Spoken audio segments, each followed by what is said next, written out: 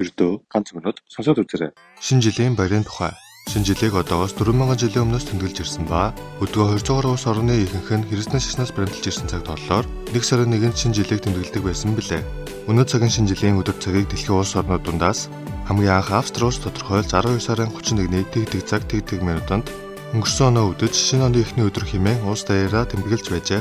Тэдний энэ санаачлалыг Европ, Америк болон бусад төвийн улсууд дэмжин шинэ оныг тэмдэглэж ирсэн ба энэ ёс Аз тивт хамгийн сүүлд нэвтэрсэн билээ. Монгол улсын хувьд өөрсдөө үг дэлцээс уламжлан баримталж ирсэн цаг тооны хэмжүүртэй мөн өөрсдийн гэсэн шинэ жилээ угтах ёс заншилтай билээ. Харин 1910 онд Халахын засагтай аймгийн Эрдэнэ дүүрэгчван Наваа Жансан нь Орос найз нарынхаа хамт жил бүр шинэ жил тэмдэглэдэг байсан түүхтэй. Үүнээс хойш жил бүрийн 12 сарын 31-нийг оны сүүлийн өдрөөр тооцож шинэ жилийн баярыг тэмдэглэдэг уламжлал бий болжээ.